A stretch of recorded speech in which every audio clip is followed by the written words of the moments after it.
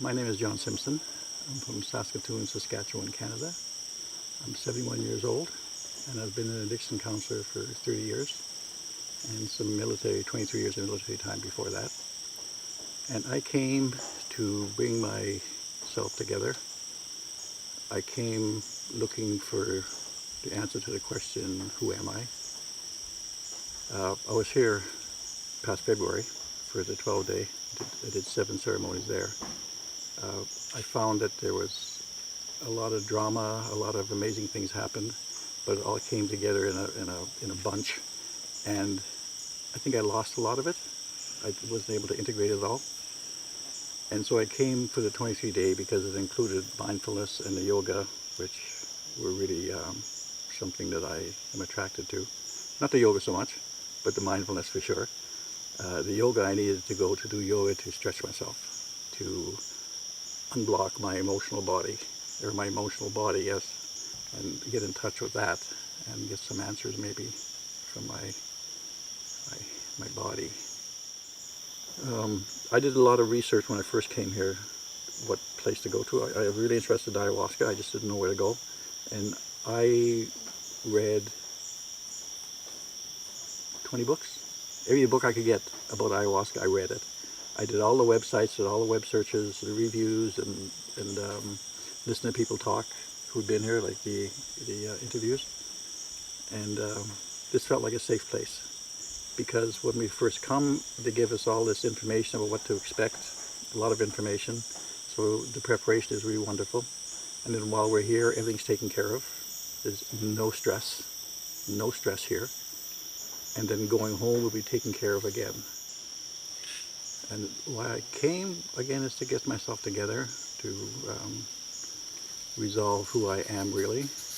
I've had 71 years of conditioning from the outside, and a lot of it didn't sit with me. I'm not who they told me I was, and I knew there's something more.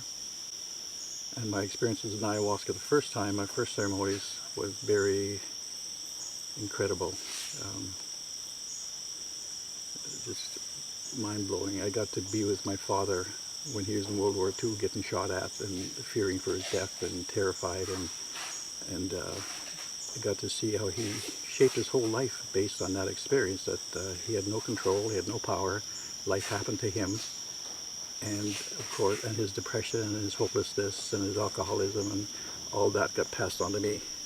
And I wasn't aware of how much of my father's stuff that I was carrying in the pit of my stomach, and how damaged my father was, and he just brought that to our family.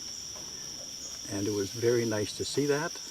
It was really gratifying to be able to tell him who he was to me, how important he was to our family, and how much his wife, my mother, loved him.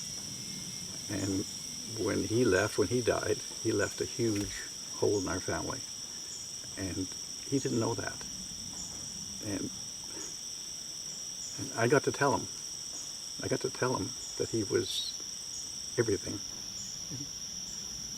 And so, again, what I got from that is I was able to, I know I got all kinds of, I got 6 kids and I think 15 or 16 grandkids and 3-4 great grandkids. And I know that what I do for me, I do for them, right? So you pay it forward like that, right? And I learned in that my last ceremonies that I could pay backward too. I could take care of my father, right? I could take care of my mother.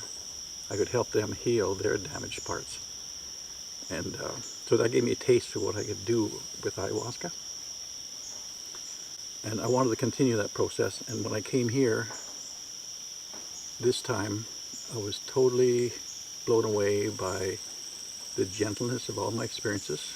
There's no drama. I did some purging. That wasn't a problem for me. I welcomed the purging because I knew I was getting rid of stuff that I didn't need to carry any longer. And it was very, very enlightening.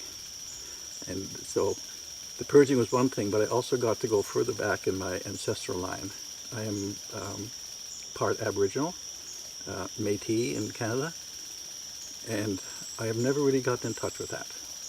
Kind of, I knew it as an idea, and yeah, that's my history, but I got in touch, and During my ceremonies, the elders of the Aboriginal elders would sing me songs about creation. They would tell me stories about what life was like back then. They reminded me that we are of the land is of us, and that the land wants us to live. And life and love are all the same. And I was a part of the land, therefore I was loved. I was connected to something very, very big and very eternal. And the theme through all my ceremonies was of that. It was all the same, basic themes. And what I could bring from that knowledge, bring it forward to my kids, my grandkids, and help them look at life a little differently. And I thought I had a pretty good handle on mindfulness. And Sean took me to 2 or 3 levels down about how to utilize mindfulness in a more rational way.